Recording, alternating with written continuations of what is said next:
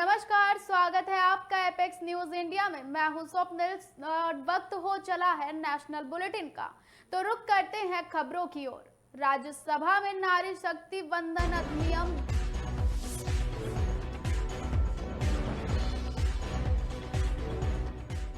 महिला आरक्षण पर बोले राहुल गांधी, कहा ध्यान भटका रही मोदी सरकार, पता नहीं बिल लागू होगा या नहीं। लैंड फॉर जॉब स्कैम के मामले में कोर्ट ने लिया संज्ञान, लालू और तेजस्वी यादव के खिलाफ कोर्ट ने जारी किया समन। जम्मू में पहली बार हुआ भारतीय वायुसेना का एयर शो, आकाश गंगा स्काई डाइवर्स ने पैरासूट से बनाया तिरंगा। हिंदुओं को मिल रही धमकियों पर बोला कनाडा का सुरक्षा विभाग, कहा कनाडा में नफरत के लिए कोई जगह नहीं। उत्तर प्रदेश के पूर्व स्वास्थ्य मंत्री डॉक्टर दिनेश जौहरी का निधन, 80 साल की उम्र में ली अंतिम सांस, लंबे समय से थे बीमार।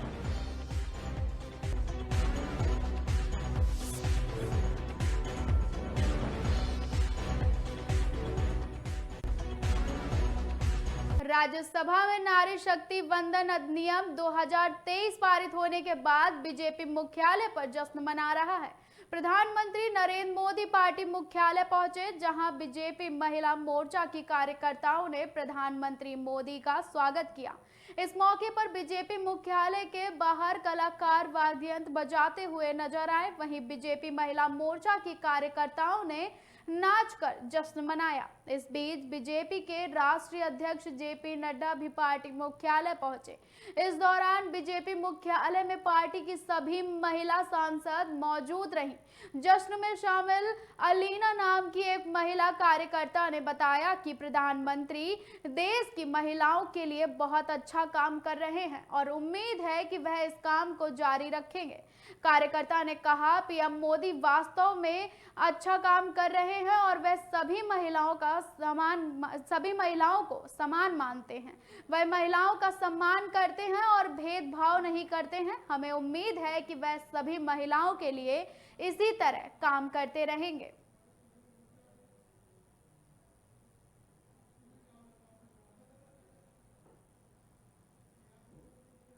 खुफिया एजेंसियों के हवाले से मिली एक खबर से खालिस्तानी अलगाववादियों और पाकिस्तान की खुफिया एजेंसी आईएसआई के नापाक इरादों पर एक बड़ा खुलासा हुआ है। यह बताया जा रहा है कि कनाडा में 25 सितंबर को खालिस्तानियों की तरफ से किए जाने वाले प्रदर्शनों को सफल बनाने के लिए आईएसआई उनकी मदद कर रही है। कनाडा के ओटावा समेत दूसरे शहरों में स्थित भारतीय कॉन्सुलेट्स के सामने खालिस्तानियों के प्रदर्शनों में आईएसआई ने कनाडा में रह रहे पाकिस्तानियों को शामिल होने के लिए कहा है। आईएसआई ने अपने फरमान में पाकिस्तानियों से पहचान को छुपाकर खालिस्तानियों की भीड़ में शामिल होने को कहा है। आईएसआई चाहता है कि खालिस्तानियों की मदद के लिए पाकिस्तानी नागरिक अपनी पहचान छुपाकर प्रदर्शनों में शामिल हों, जिससे किसी को पाकिस्तानियों की इस भीड़ में शामिल होने का शक न हो। इसके साथ ही कनाडा में आईएसआई के एजेंट खालिस्तानियों की मदद के लिए भारत के खिलाफ भड़काऊ पोस्टर और बैनर तैयार करने में भी खालिस्तानियों की मदद कर रहे हैं।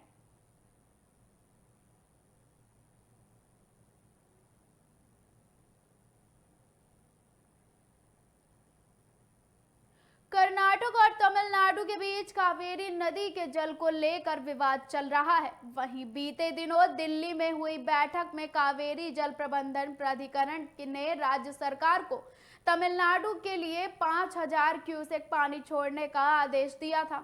इस बैठक में कर्नाटक के मुख्यमंत्री सिद्धरामैया और उप मुख्यमंत्री डीके शिवकुमार शामिल हुए थे। कावेरी जल प्रबंधन प्राधिकरण के आदेश के बाद कर्नाटक सरकार ने सुप्रीम कोर्ट का दरवाजा खटखटाया था, लेकिन सुप्रीम कोर्ट ने इस मामले में हस्तक्षेप करने से इनकार कर दिया है।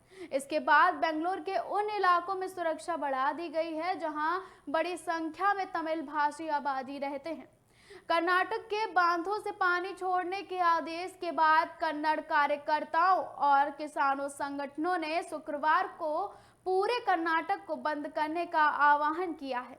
राज्य की राजधानी बेंगलोर में भी विरोध प्रदर्शन जारी रहेगा। बेंगलोर के पुलिस आयुक्त वी दयानंद ने डीसीपी को राजधानी शहर में सुरक्षा उपाय बढ़ाने और उनके इलाकों में अतिरिक्त सुरक्षा व्यवस्था करने के निर्देश दिए हैं, जहां बड़ी संख्या में तमिल लोग रहते हैं।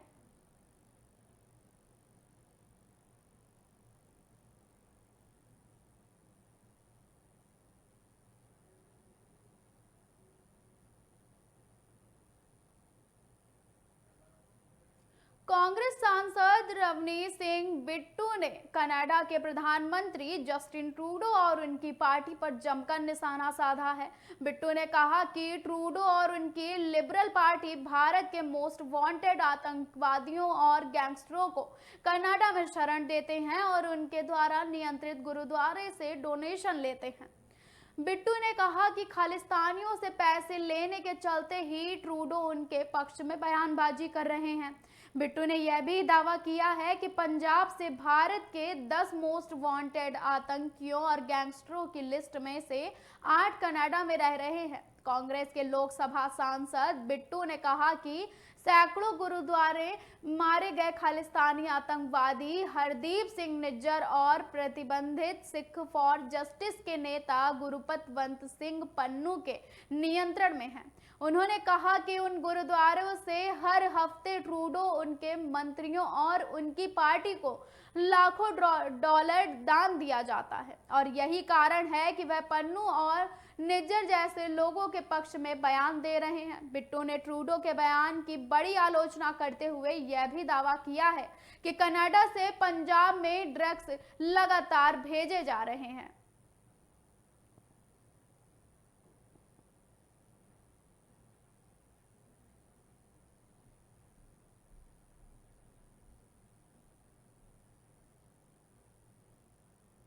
मणिपुर में गुरुवार 21 सितंबर को भीड़ ने पुलिस स्टेशनों और अदालतों पर हमला कर दिया। इस दौरान सुरक्षा बलों ने प्रदर्शनकारियों पर आंसू गैस के गोले छोड़े और स्टंट बम दागे। इसमें 10 से अधिक लोग घायल हो गए। प्रदर्शनकारी 16 सितंबर को गिरफ्तार किए गए 5 युवकों की बिना शर्त रिहाई की मांग कर रहे थे। एहतियात के तौर पर राज्य सरकार ने इम्फाल के दोनों जिलों में शाम 5 बजे से कर्फ्यू में ढील रद्द कर दी है। माफी चाहेंगे। पोरुमपैट में एक प्रदर्शनकारी ने कहा, हमारे पास गिरफ्तारी के अलावा कोई विकल्प नहीं बचा है क्योंकि सरकार 5 युवकों को रिहा नहीं कर रही है। अगर ऐसा ही गांव के स्वयंसेवकों को गिरफ्तार किया गया तो मैतेई गांव को कि कुकी उपद्रवियों से रक्षा कौन करेगा। महिलाओं ने आरोप लगाया कि जब अत्याधुनिक हथियारों के साथ कुकी उपद्रवियों ने मैतेई गांवों पर हमला करना जारी रखा और राजमार्गों पर खुले तौर पर पैसे की वसूली की, तब राज्य सरकार आंखें मूंदे रही।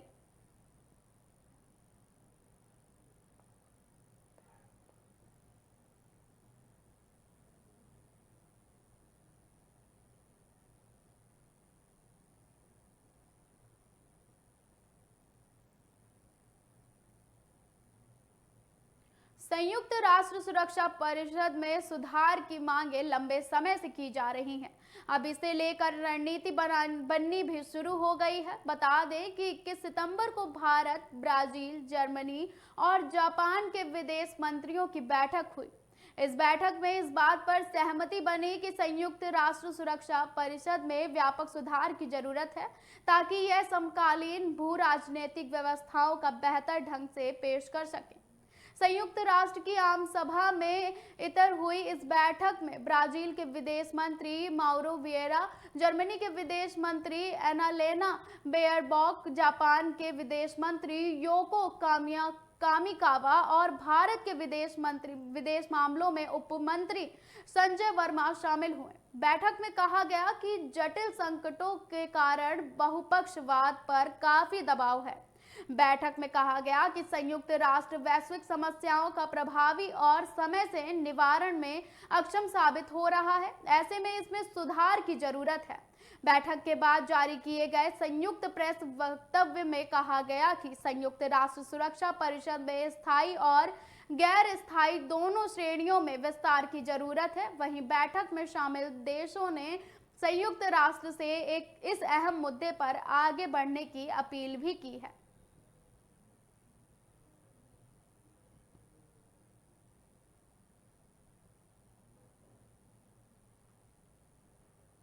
सुप्रीम कोर्ट ने बेरियम का उपयोग करके ग्रेन पटाखों को बनाने और उपयोग की मांग वाली याचिका को आज खारिज कर दिया है। सुप्रीम कोर्ट ने दिवाली से पहले दिल्ली एनसीआर में पटाखों के इस्तेमाल पर प्रतिबंध लगाने के दिल्ली सरकार के फैसले में हस्तक्षेप करने से इनकार कर दिया है। सुप्रीम कोर्ट ने कहा कि 2018 के प्रतिबंध को सभी अधिकारियों द्वारा विधिवत लागू किया जाएगा। सुप्रीम कोर्ट ने देश में ग्रीन पटाखों को बनाने की मंजूरी देने से साफ मना कर दिया है। केंद्र सरकार और पटाखा निर्माताओं ने इन पटाखों से कम प्रदूषण फैलने का दावा करते हुए निर्माण और बिक्री की प्रक्रिया की जानकारी सुप्रीम कोर्ट को दे दी थी। दोनों में इनके निर्माण को मंजूरी का अनुरोध किया था। सुप्रीम कोर्ट ने इस अपील को नामंजूर कर दिया। सुप्रीम कोर्ट ने फैसला सुनाते हुए कहा कि सुप्रीम कोर्ट के मुताबिक दिल्ली एनसीआर को छोड़कर देश भर में बाकी जगहों पर ग्रेन पटाखों के उपयोग की इजाजत होगी। हर तरह के पटाखों में बोरियम के इस्तेमाल पर रोक रहेगी। सुप्रीम कोर्ट ने कहा कि देश भर की एजेंसियां इस आदेशों का पालन करेंगी।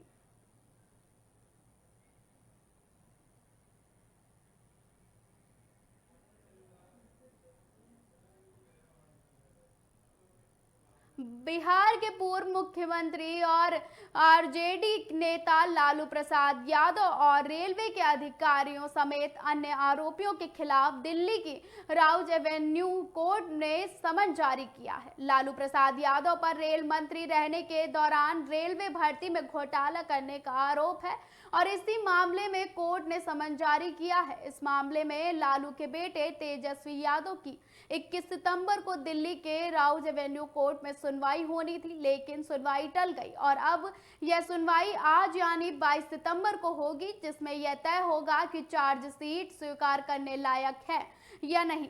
आपको बता दें, साल 2004 से 2009 के बीच लालू प्रसाद यादव यूपीए सरकार के में रेल मंत्री थे। ऐसा माना जाता है कि लालू के रेल मंत्री होने के दौरान नौकरी लगवाने के बदले आवेदकों से जमीन और प्लॉट लिए गए। सीबीआई ने इस मामले में जांच के बाद लालू प्रसाद यादव और उनकी बेटी मीसा भारती के खिलाफ मामला दर्ज किया। आरोप है कि जो जमीनें ली गई हैं वो राबड़ी देवी और मीसा भारती के नाम पर ली गई हैं।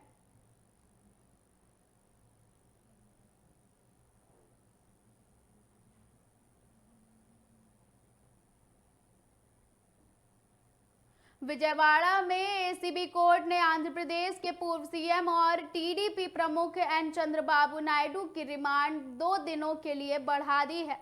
आपको बता दें कि चंद्रबाबू नायडू को कथित 350 करोड़ रुपए के राज्य कौशल विकास निगम घोटाले को लेकर गिरफ्तारी की गई थी, जिसके बाद उन्हें 14 दिन की न्यायिक हिरासत में भेज दिया गया था। मिली जानकारी के अनुसार पूर्व मुख्यमंत्री पर आरोप लगे हैं कि उनके शासन के दौरान यानी साल 2014 से लेकर 2019 के बीच आंध्र प्रदेश राज्य कौशल विकास निगम में घोटाले हुए हैं।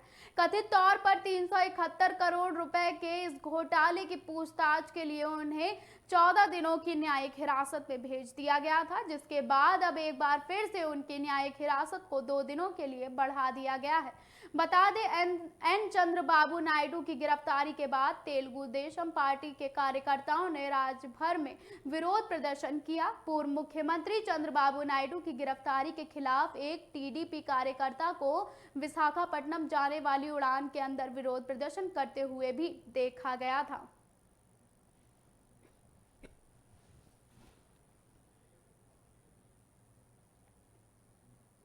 संसद के दोनों सदनों में महिला आरक्षण बिल पास होने के बाद दिल्ली स्थित बीजेपी मुख्यालय में प्रधानमंत्री नरेंद्र मोदी का गर्मजोशी से स्वागत किया गया। इस दौरान पीएम मोदी ने बीजेपी मुख्यालय में नारी शक्ति वंदन अभिनंदन कार्यक्रम को संबोधित किया। पीएम मोदी ने देश की महिलाओं को संबोधित करते हुए कहा, मैं आज देश की हर माता, बहन, बेटी को बहुत बहुत बधाई देता हूं। कल और परसों हम सब ने एक नया इतिहास बनते देखा है और हम सबका सौभाग्य है कि ये इतिहास बनाने का अवसर कोटि कोटि जनों ने हमें दिया है। उन्होंने कहा कि आने वाले अनेकों पीढ़ियों तक इस निर्णय और इस दिवस की चर्चा होगी। मैं पूरे देश को नारी शक्ति वंदन अधिनियम संसद के दोनों सदनों में भारी बहुमत से पारित होने की बहुत बहुत बधाई देता हूं। पीएम ने कहा, संसद के दोनों सदनों द्वारा नारी शक्ति वंदन अधिनियम रिकॉर्ड मतों से पारित किया जा चुका है। जिस बात का देश को पिछले कई दशकों से इंतजार था, वो सपना अब सच हुआ है। प्रधानमंत्री ने आगे कहा कि आज हर नारी का आत्मविश्वास आसमान छू रहा है। पूरे देश की माताएं, बहनें और बेटियां आज खुशी मना रही हैं, हम सबको आशीर्वाद दे रही हैं।